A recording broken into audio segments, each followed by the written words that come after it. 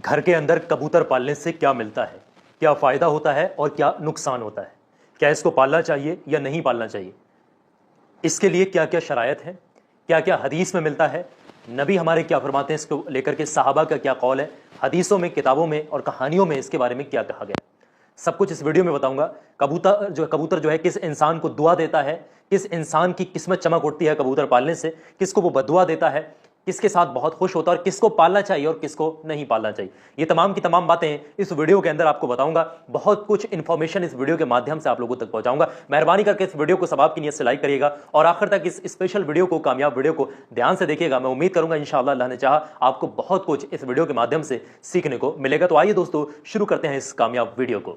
तो प्यारा दोस्तों, सबसे पहली चीज, हजरत नूह अलैहिस्सलाम ने इस परिंदे के लिए, सलामती के लिए जो है दुआ फरमाई है। ये वो वाहिद परिंदा है।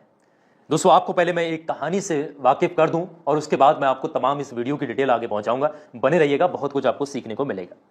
ये कहानी कोई बनावटी नहीं, ये सच्ची कहानी है और ये कहानी है हजरत नूह अलैहिस्सलाम की। बहुत सारे लोगों ने सुनी भी होगी, एक बार फिर से सुन लें और जिसको नहीं मालूम है उसको मजा आ जाएगा इसको सुन करके। नूह अलैहिस्सलाम जब एक कश्ती लेकर के गुजर रहे थे तो उन्होंने अपनी कश्ती को जो है जुदी पहाड़ पर ठहराया था।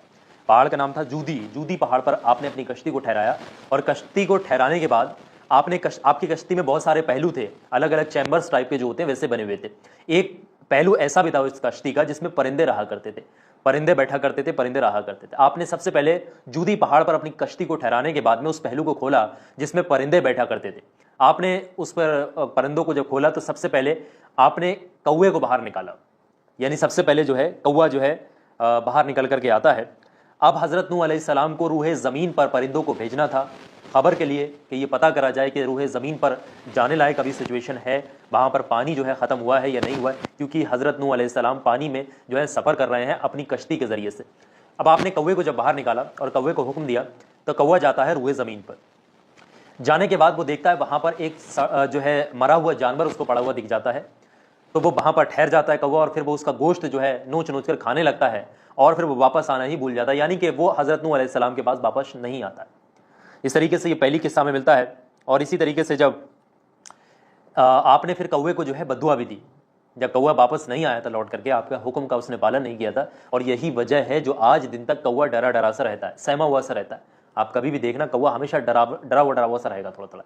उसके बाद हजरत नूह अलैहिस्सलाम ने कबूतर को हुक्म दिया कि जाओ रूहे ज़मीन की खबर लेकर आओ कि वहाँ पर पानी है, ख़त्म हुआ है या नहीं है, वहाँ पर जाने लायक है या नहीं। तो जब आपने कबूतर को हुक्म दिया और कबूतर आपके हुक्म के मुताबिक रूहे ज़मीन पर जाता है, जाने के बाद में वो उस हिस्से को नहीं तलाश पाता है जहाँ पर कि पानी ख़त्म हुआ है या नहीं, वो उस हिस्से को नहीं तलाश पाता। वापस आते समय जब वो वापस आ रहा होता है तो वो अपने साथ में एक जैतून की हरे रंग की जो है पत्ती डाली लेकर के आता है, आपकी बारगाह में आ जाता है, वापस आपकी कश्ती पर आता है। तो आप उसकी टांगों में देखते हैं कि एक जैतून की हरे रंग की पत्ती वाली लकड़ी है।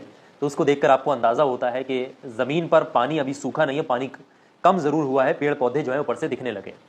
अब कुछ दिनों के बाद में आप घर के अंदर कबूतर पालने से क्या मिलता है, क्या फ़ायदा होता है और क्या नुकसान होता है, क्या इसको पालना चाहिए या नहीं पालना चाहिए, इसके लिए क्या क्या शरायत है, क्या क्या हदीस में मिलता है, नबी हमारे क्या फरमाते हैं इसको लेकर के, सहाबा का क्या कौल है, हदीसों में, किताबों में और कहानियों में इसके बारे में क्या